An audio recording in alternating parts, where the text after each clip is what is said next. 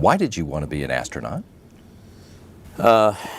Well, I told you I used to draw these little rockets when I was a kid. And I followed through as many of the moon missions. I remember a couple more than others. And did that make me want to be an astronaut? I don't know. I was enthralled by it at the time. I think it made me interested in space. It made me want to understand things that are larger than life. I think that's why I wanted to go fly for the Navy and land a plane on an aircraft carrier.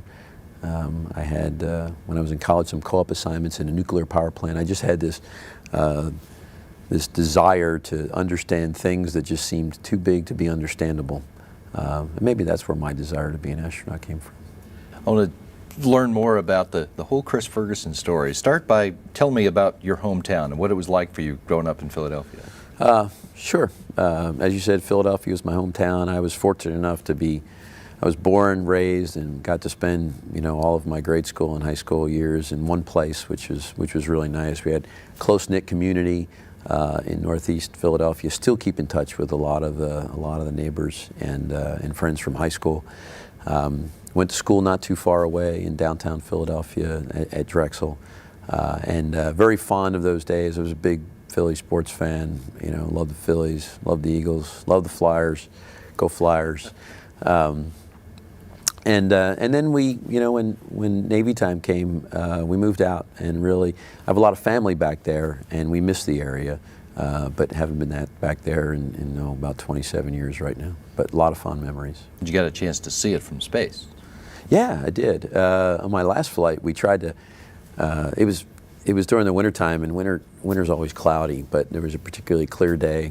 And I noticed just prior to landing we were going to make a pass that was going to take us close to Philadelphia.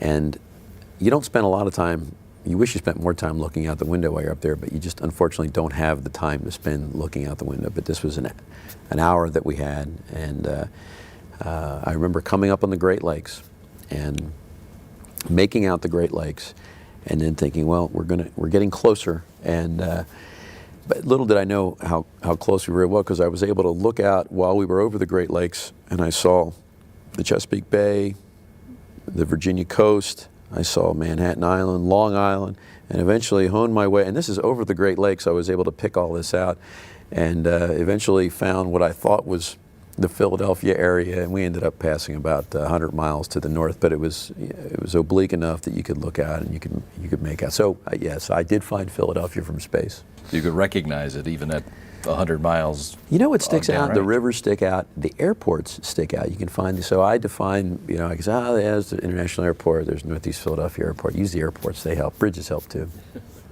How do you feel like the people and the place help make you the person that you are?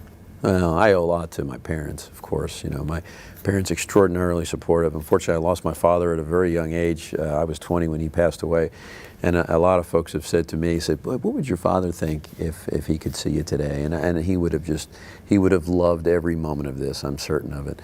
My mom, Mary Ann, was an incredible source of support. They worked very hard to put me through a parochial school in the Philadelphia area, which. It's a private school, and it's not trivial. I mean, it's even more difficult, I think, today to maintain that kind of tuition going through elementary and high school. But I owe an enormous amount to my parents. And of course, I said I went to a parochial school, Archbishop Bryan High School, St. Martha Grade School up there, and still to this day keep in touch with several of the teachers, and have had a chance to thank them personally for the inspiration that they gave me, although they didn't know it, and I didn't know it at the time, how they inspired me to continue down my path where I enjoyed math, I enjoyed science, biology, physics, my favorite subjects going through school. Take me on the rest of that trip after high school and going on to college and in your professional career and in the Navy. What did you do to end up being an astronaut at NASA? I remember in college I had a big decision to make. It was, I knew I was going into the Navy, and I didn't know whether I wanted to fly or if I wanted to become a nuclear power officer and a nuclear reactor officer on an aircraft carrier or a submarine. And it was one of our summer, we called them cruises as a midshipman where they exposed you to these various facets of Navy life. And it was after one of those I said, well, I think I'd like to fly. So that cemented it right there. About that time, a movie like The Right Stuff came out, and I always had a fascination about naval aviation. And then I learned that a lot of the early astronauts were Navy pilots. They all went to Navy test pilot school. So I began to, never with the intent of ending up as an astronaut, I began to put myself in these positions so I could go to test pilot school, I could get an advanced degree at the Navy's postgraduate school, just to put myself close enough that if the opportunity arose, I could apply to be an astronaut. And everything worked out really well. Military service is challenging on the family, but my career, those arduous deployments were spaced out just enough that we could recover, and ended up doing a 26-year career. Of course, selected to NASA after about 14 years of it. So it just worked out. I was very fortuitous that things worked out the way they did for me. You didn't go to be a Navy flyer so you could become an astronaut, if I No, understand it. no, absolutely not. I wanted to land it. I wanted to land a jet at an aircraft carrier. I wanted to see if I could do that, that worked out really well. Spent some time, met some fantastic people in two different squadrons, VF-11, VF-211 in the Navy, and just enjoyed the living daylights out of that. Enjoyed the engineering aspect, enjoyed being a test pilot, and the whole science side of flying. Worked with weapon separation. There's a whole science to making sure that a missile or a bomb separates correctly from an airplane, because the aerodynamic forces are very high that could cause to push it back up, and you don't want anything like that. Just loved the aerodynamic side of things, but didn't do it to be an astronaut. It was just something that fell out. The Navy career that you had has its share of dangers. You ended up in a job as an astronaut that has its own unique set of dangers too. Chris, what is it that you think that we're getting or learning as a result of flying people in space that makes it worth doing this? Yeah. Well, I think we're explorers by nature. You look at the early Magellan, Columbus. We just, these people have this inherent desire to understand the unknown. So they get in a ship and they go, and they're just going to see what they find. We have done fantastic things in space. I mean, we've brought the globe together in space in the form of the International Space Station, where we formerly had these conglomerates in Russia and Europe, Japan, United States that had their independent space programs, but we've managed to bring them all together so we speak a common language. The interfaces all work together. And we all did that because we agreed to cooperate internationally on the space station.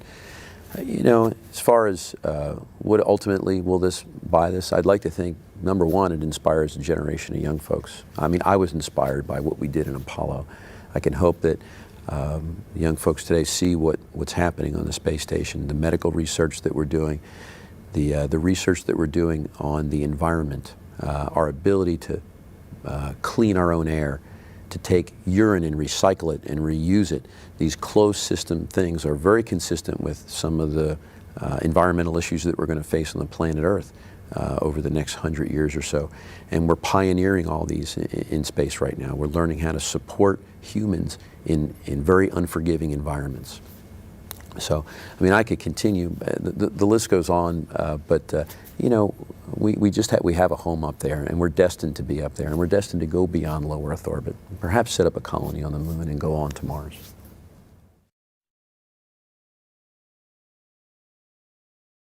You're one of 4 crew members on the final flight of Space Shuttle Atlantis. Chris, give me a summary of the work that's planned for STS-135 and what your job's going to be. Sure. Of course, 135 wasn't really a planned mission until, well, very recently. It was supposed to be a rescue mission. Since the orbiter was ready, they were stacking and processing it just like it was a regular flight. They said, well, you know, if we put an MPLM in the back and we load it up with cargo, we can probably get an extra year's worth of provisions up to the space station. So I think that's how the evolution of STS-135 came about. As far as what we're doing, big picture, we're delivering about 17,000 pounds of cargo in an MPLM. We're also going to deliver a robotics refueling module, which is a Fisher-Price play toy, if you will, for the special purpose dexterous manipulator. And we'll be bringing home a pump module that failed on the space station about 6 months ago. So that's big picture. We're also going to bring back a lot of cargo, a lot of spare things that have been in the space station in an effort to clean it out a little bit. There's a lot of space shuttle related items that we keep up there permanently from flight to flight. After this flight's over, there'll be no reason to have them up there, so we'll bring a lot of those home as well. So largely it's a cargo mission. It's an effort to posture the space station for about a year, put it in a good position until we can get our commercial cargo resupply system up and running. So you're making the most of the shuttle's capacity both up and down. Absolutely. The final numbers are not in, but I'm under the understanding this will be one of the heaviest MPLMs that have ever gone up, and it will be the heaviest MPLM that will have come back. Now, there are only 4 people on the crew for this mission. That's unusual. What's the difference? It's very unusual. I think the last time we've done this was back in the mid-'80s, STS-6, I believe. We had 4 crew members. Now, that's half the answer. We've had shuttles that have been crewed by 4 people. They were space station rotation missions, so in addition to the 4 shuttle crew members, we also had 3 space station crew members. So there were 7 bodies on board the shuttle, but 3 of them were destined for rotation on the space station, so you really couldn't consider them a full-time shuttle crew. But we'll only have 4 bodies there. All 4 will be on the flight deck. So this will be the first time that the mid-deck will actually be empty for launch, at least devoid of astronauts. We're going to fill the seats with bags, if you will, just to take more cargo up there. But this is very unusual, and it brings a lot of interesting challenges associated with it. A lot of the emergency procedures that we practice, for example, have some actions on the mid-deck, and we've had to work around those a little bit with a limited number of crew members. Why just 4 this time? Well, it has to do with the fact that there is no rescue shuttle for this flight. Of course, since Columbia, we've had a very engaging program of inspection and the capability to rescue a crew in the event that the shuttle incurred some launch damage like Columbia did back in 2003. Since there is no backup shuttle for this, we have to rely on an alternate means to get the astronauts back, and they will be through the normal rotation of Soyuz vehicles that come up to deliver new crew members. Now we launch about 4 Soyuzes per year with alternating crews of 3 on them, so there's always 6 people aboard the space station. In the event, for some reason, Atlantis does incur some type of damage that would prevent it from being a successful reentry vehicle, we'll stay aboard the station and we'll wait for that rotation of Soyuzes to come up. Instead of coming up with 3 people, however, they'll come up with 2, which will leave an empty space for one of the shuttle crew members to get back. It's a well thought out but lengthy rescue process. The first crew member would return about 80 days after the space shuttle was stranded, and the last crew member would be about 340 days, so close to a year on orbit. But it's a very low likelihood scenario. If you believe the statisticians, about 1 in 560 is what they calculate the need for shuttle rescue would be. So then one at a time, you and your crew members would take advantage of that empty seat on the Soyuz to come down. How do you feel about possibility of flying on a Soyuz vehicle and of spending a few extra months in space?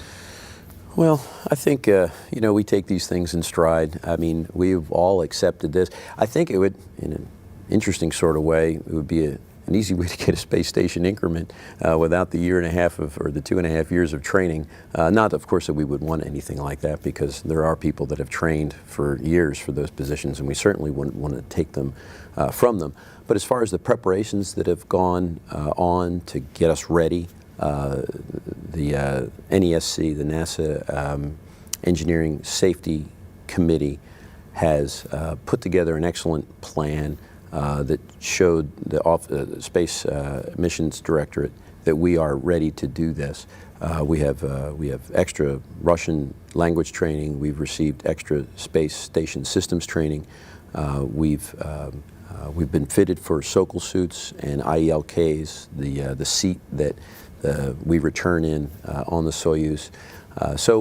This has been well thought out. We're very well prepared.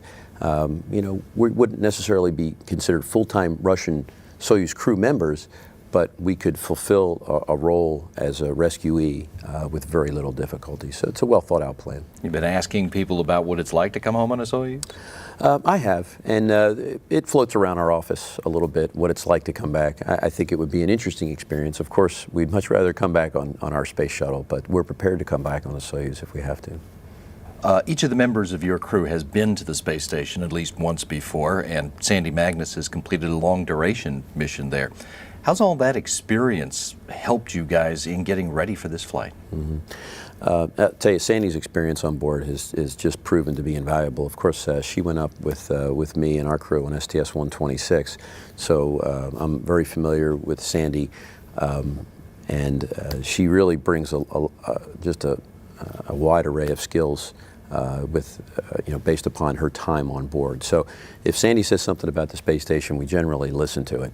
Of course, every other crew member has also been to station. Now, the configuration has changed a little bit over the years, so I think we're all eagerly anticipating seeing what the space station looks like today.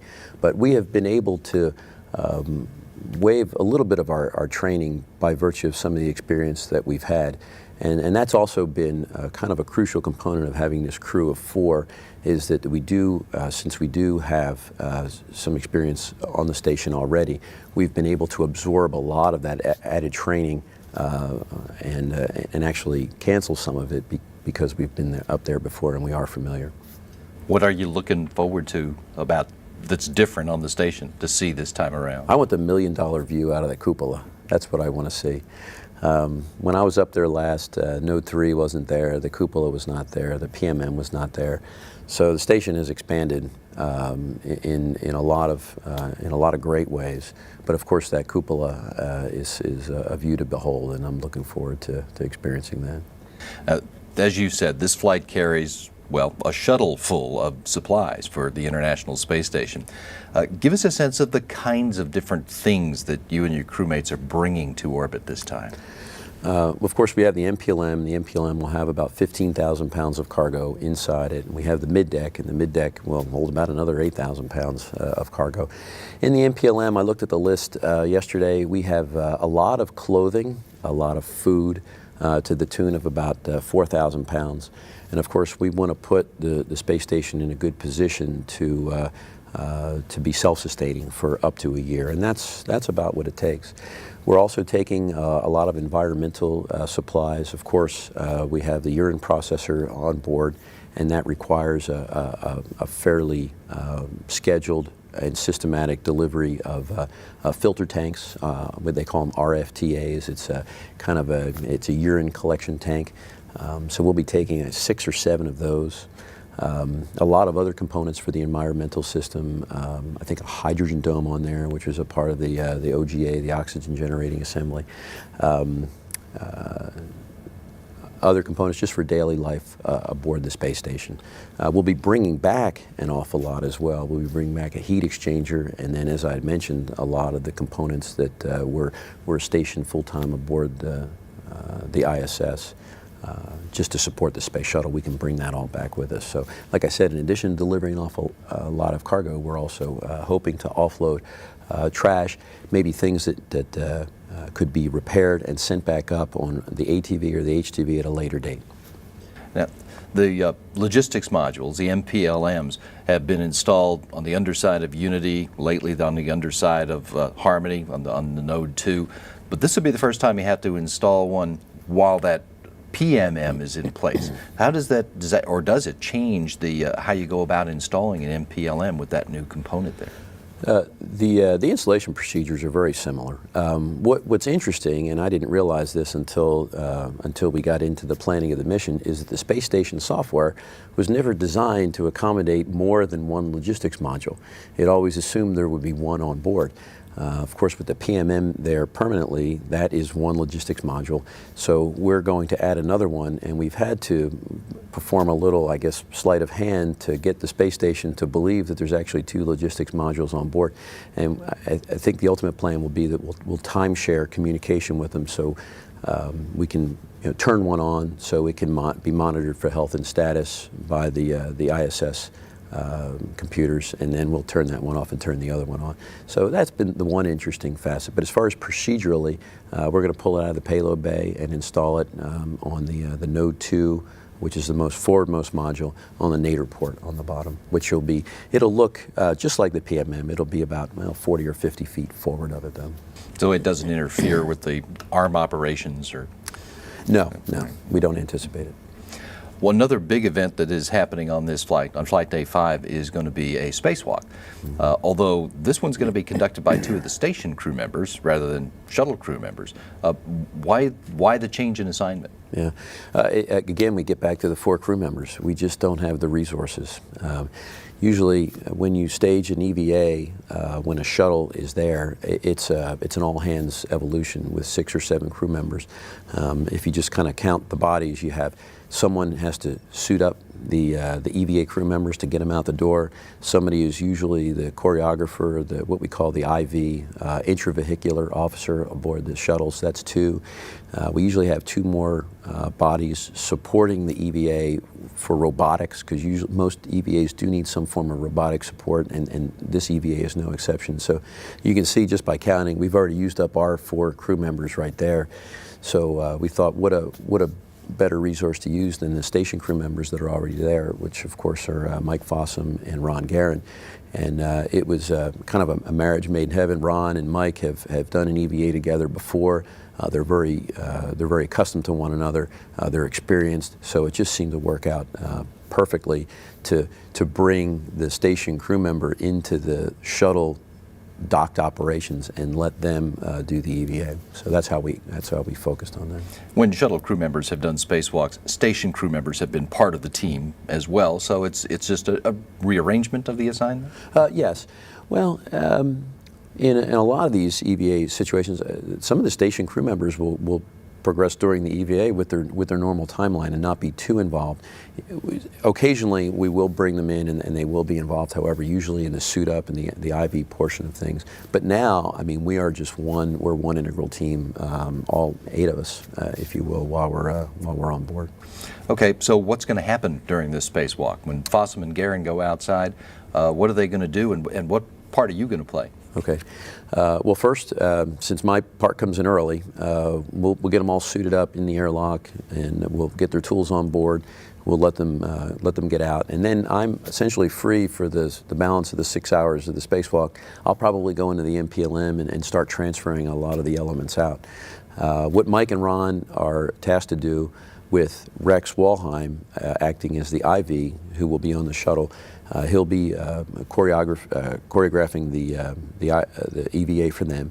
Their first task is to get a pump module that failed on the space station several months ago and bring that back, put it in the payload bay so we can bring it back to Earth and do a post-mortem on it and find out how it failed. We'll also take this robotics refueling module that I'd mentioned, this activity center for the special purpose dexterous manipulator, and we'll put that on the space station after we put the pump module in the payload bay, and then they'll relocate that robotics refueling module at some later date. So we're just going to put it in a temporary location. After that, a lot of the tasks have been up in the air. Right now, we're scheduled to change a camera. One of the station cameras has a zoom issue, so we're going to change that. There's also an issue with another small payload. We'll need to open it up and expose it to space. A lot of priorities have been coming and going. I have a feeling that the final EVA won't completely come together until just weeks before the launch. And that's not out of the question, or out of, that happens a lot. It does. So this is not unusual. And the crew has been trained Interestingly, Rex Walheim and Sandy Magnus are our EVA crew members in the event we need an EVA for any reason. Of course, it's not planned right now, but you always have to have that capability just in case. Since Rex and Mike are essentially gone, either in Russia or on orbit now, in the case of Ron, we are continuing to develop this EVA for them. That's Sandy and Rex will continue to develop the procedures and the plans and run in the neutral buoyancy lab to mature this EVA completely in the absence of the people who will actually do it. So we have the capability to continually adjust our agenda during that spacewalk right up until the time we launch. It's a nice flexibility to have. It's actually a very nice plan, yes. As you said, and after the spacewalk, pretty much everybody's going to be devoting their time to the transfer work, which almost sounds like packing up a whole house and moving it while you're moving another whole house in at the same time. What is involved here in terms of not just moving items, but knowing where they're supposed to go and what is where at any given time? Yeah, as I said, at last count, it was about 15,000 pounds of stuff needs to come out. Something like 12 or 13,000 pounds needs to go in, and it doesn't come in large 1,000-pound chunks. It comes in a series of small 20-pound bags. So in terms of transfer items, this MPLM will have about 50% more items just by item number. And how do you keep track of all that? That was the question that you asked. I'll tell you, there's an outstanding team of folks on the ground who know exactly what's in the MPLM. They've labeled everything appropriately. We have daily list updates, and we take the bag with the location code on it. We go put it in that location in the space station. Typically while we're there, we'll pick up something else that's labeled for return. We'll bring it back and we'll stage it. So we'll try to slowly transfer things out of the MPLM while simultaneously bringing things back in.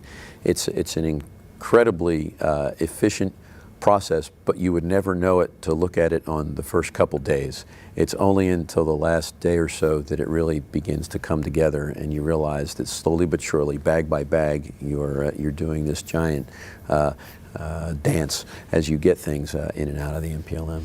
And it's complicated, as if it needs to be complicated by the fact that in the MPLM things are packed in front of other things, and you've got to move stuff out in order to create room for the things that are coming back. Yeah, exactly. They do try to pack the MPLM such that the things that you need first are on the front, and you want to pack the things that are on the front as soon as you've removed the transferred item before you can rotate these racks down to get access to the things that are on the back. And what has actually made this MPLM more unique than others is that typically, like I said, you could move things in 1,000-pound chunks by taking an entire rack and moving out and installing it in a location on the space station. And for the first time in my memory, we're actually not transferring a whole rack. This is all bag by bag by bag by bag. All the racks that are in the MPLM will stay in there. So no big packages, they're all small packages. It's going to take a lot of coordination, and this is going to go on for several days. We have about 3.5 days devoted to it. If you had to tally it up in man hours, it's about 140 man hours. We have some support from our Russian crew members because we're just flat shorthanded up there. So it's a multinational event to get that MPLM emptied and refilled again. When that's all done, the joint timeline is over. You and your 3 crewmates are going to mark a milestone with the last undocking of a space shuttle from the International Space Station. Is there anything special on the plan for the undocking operation itself as Atlantis finishes the shuttle's mission at the station? Well, we do have we have one thing on the docket that is unique, and for the undocking, we'll back out to about 600 feet, and these plans are well in work, and I think that they'll actually come to fruition. At that point, the space station control team will yaw the space station 90 degrees. So for the first time in a very long time, and maybe forever, we'll have a real nice view of the side of the space station.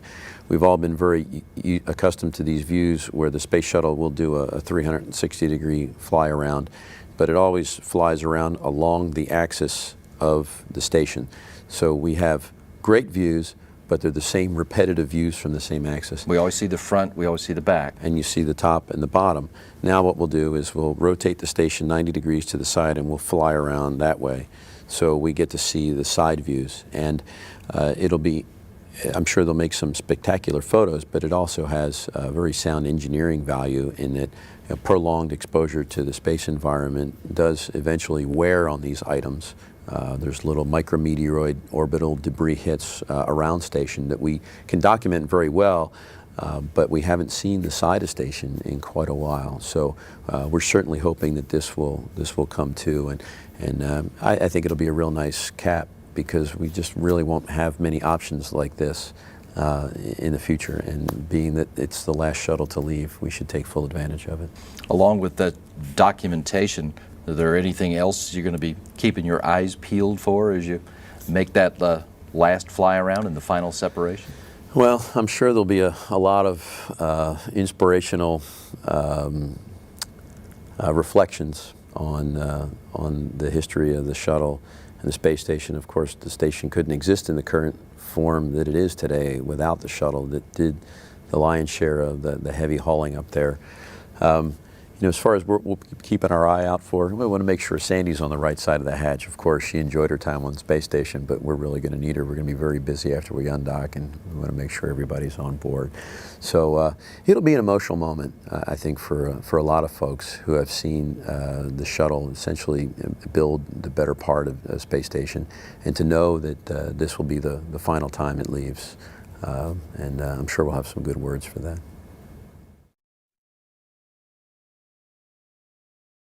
When you were assigned to this flight, it was a rescue flight for the last shuttle mission, and it was supposed to have already flown by now. But schedules have changed, of course. What was your reaction as you realized that, hey, I'm on the last space shuttle mission? Well, there wasn't an hallelujah moment, if you will. I mean, this came in a whisper that perhaps we would try to fly this last flight, but it wasn't funded. It was a long shot. You're going to train for a rescue mission, and then maybe we'll upgrade you somewhere near the end. And it eventually built in a crescendo that occurred over a period of maybe 9 months, well, even after we were assigned in training as a crew, at which point I would say we were 50-50 at best. Now, as we approach launch, I'd say the odds are slightly better, but I still won't believe it until the SRBs fire and we're on our way. But the realization of and the significance of being on the last space shuttle flight, it's an honor, but it's not one that I think anyone else felt like we're particularly qualified for. Certainly, I mean, there's a lot of great folks on our office, any one of which could assume this role, and some of which could probably do a much better job. But being what it is, this is where we are. We'll rise to the occasion, and we do consider ourselves extraordinarily fortunate. Well, people would want to know, is there a special sense of honor or responsibility of being being the last crew? Yeah, I'll tell you, pulling off a mission with a crew of 4 is going to be challenging. That said, we're heads down and marching forward. Someday the realization that this may and likely will be the last flight will hit us. I would like to defer that emotion until after the wheels are stopped on the runway, because at that point I think the finality of everything will truly hit us. Are there inklings of that right now? Do we see that right now, that hey, this could likely be it, and you might luckily be on the final shuttle flight? Yes, it's starting to creep in, but we try to push that to the side, and we want to execute this mission as safely as any shuttle mission that has preceded it. Now, the end of the program does mean a lot of changes at NASA, including some layoffs and including shutting down some historical facilities, and you are seeing that every day in your training. What's your feeling about the decision that was made to stop flying these vehicles? Well, let me touch on your point about the layoffs. I've underestimated a few things about this flight. One of them was the impact of watching a lot of friends and watching a lot of people who have worked long and hard on the shuttle program move on. And it has actually added a little bit to the workload, if you will, because there's a certain compulsion. You want to thank everyone. You know, you want to tell them that their time and their service has been so appreciated. And they know that, but you still feel like there's a certain part of you that wants to thank them for what they've done. And we do try to take the time out to do that. Just recently, we were at an evolution at the Kennedy Space Center called CEIT. It's Crew Element Integration Test. While we were there, a rather large layoff occurred, and we were in a room where that morning was going to be the last day for several people who introduced themselves to us as, you know, I'm so and so, and I've been working here at the Kennedy Space Center for 43 years, and that just takes you back. It's like, wow, after 43 years.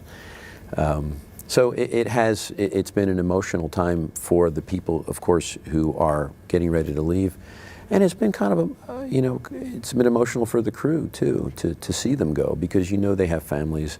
A lot of them they're well provided for, and they have very marketable skills, so they're finding jobs, but it does affect you. I hope I've answered your question in there somewhere. Well, recognizing all of that, which is undeniable, how do you feel about the decision that was made? Okay, it's time to stop flying these vehicles. Yeah, well, it was a tough one, but the decision was made 2003. So we've known this was coming for 8 years now.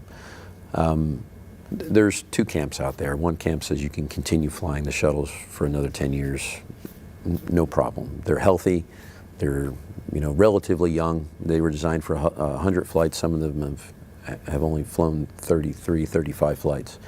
But they were designed to fly 100 flights over a 20-year period. Now we're 30 years into the program. So there are other issues that you deal with aside from the fact that you haven't flown as many flights on them that you would think. Obsolescence is a big one. We have a lot of elements in the space shuttle which are difficult to maintain because they were built with technology that was 35 years old. There's life and fatigue items. There's some areas of the space shuttle that we really haven't delved into to inspect in a very long time. While you hate to see old airplanes retire, old airplanes and old rockets do become old, and you begin to wonder whether the risk of them getting old is worth the reward of continuing for an additional 10 or 15 years or what have you. So I certainly understand the decision. I understand there are many different opinions out there on whether we can continue to fly them longer, but the decision was made 8 years ago, and we've known that this was coming, and we've had time to prepare. I'm going to ask you about some of the elements in the patch that's on your shirt. Now, that was designed knowing this would be the last mission. Some of those elements are emblematic of that, right? Well, we tried to, without being overt about it, insinuate that this was in fact the last flight, and hence the Omega. Interestingly, the Apache was designed by Rex Walheim's wife, Margie, who just did a fantastic job on it. So we didn't want to be too far out there, but we did want the subtlety to come through. And when somebody looks at the STS 135 patch, they said, "Oh yeah, it's the Omega. That's the last flight." What do you think are some of the most significant moments in space shuttle history? I'll tell you, definitely STS-1. I was a college student at the time, and this is a vehicle that the first time it ever lifted off the pad, it was occupied by two brave folks, John Young, Bob Crippen, and you just looked at it on the pad and you said, this looks like no other rocket that I've ever seen before. It's got huge boosters, a tank in the middle, and it's got the equivalent of an airliner hanging off the side. And even though today, by today's standards, it's very common sight, we're used to seeing it, by the early 80s standards, it was completely revolutionary. And to know that it really wasn't going to fly a test flight. It had flown some gliding landings, but it hadn't flown a real test flight. And the first time it was going to fly, it was going to have two people on board. That was a major milestone. Of course, the shuttle has also delivered many of the great observatories. Magellan, Compton Gamma Ray, the Chandra X-ray telescope, of course Hubble, some monumental and scientific breakthroughs as far as observatories have been launched. So there's a lot of major milestones. How does Atlantis stick out in that? What's Atlantis's place in all that history? Well, I looked a little bit into Atlantis's history, and it's very interesting. Of course, its first flight was 1985. It launched some of these observatories, the Compton Gamma Ray Observatory. It launched Magellan. It was actually the most frequent visitor to Mir. I didn't know that. We had a Phase 1 program in the 90s where we visited the Russian Mir space station, and Atlantis made 7 of the 11 trips back and forth. So Atlantis really became the cornerstone of docking operations with an orbiting space vehicle. And of course it factored heavily into the construction of the International Space Station. Last Hubble servicing mission. There's a lot of claims to fame for Atlantis, and we'll try to send her off in good fashion. On the point about the space station, what kind of space station do you think we'd have today if we hadn't had the space shuttle to use to build it? It'd be a lot smaller, that's for sure. I saw an interesting statistic the other day that really hit home with me, and I'll give it to you just because it does factor into this whole space station discussion. You know, of all the launchers in the world, Apollo, Gemini, Mercury, Proton, Zenit, Long March, from every country, and every space launch that has ever occurred, if you had to add together all the mass that's been taken into low Earth orbit, the space shuttles have delivered more than half of it. I mean, that is impressive if you think about it. And it gets even more impressive when you talk about what has been returned from orbit. Of course, there's very few vehicles that can bring stuff back from space. In most cases, in the case of trash or spent satellites, they usually just burn up as they re-enter the atmosphere. But the space shuttle has the capability to bring a lot back, and of all the mass that's been brought back from low Earth orbit, the space shuttle has brought 97% of it back. So to get to your point about what would the space station look like, well, it did the lion's share of the hauling. I mean, the space station was built with the space shuttle in mind, and the modules all fit in the bay. I think space station is close to 900,000 pounds right now, most of it delivered by the space shuttle. I don't think the station would look anything remotely close to what it does today if it weren't for the shuttle. Well, and after STS-135, it's then going to be up to spaceships from other nations and perhaps private industry to get cargo and crews up there. As an American astronaut, how do you feel about the future for the International Space Station? Well, the station has a bright future. You know, the construction is done, so everything that the shuttle needed to do is done.